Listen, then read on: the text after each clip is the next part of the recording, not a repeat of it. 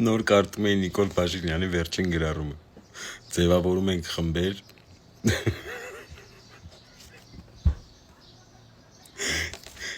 Ինքը պիտի ստուգի այդ մարդիկ աղոթում են թե չէ,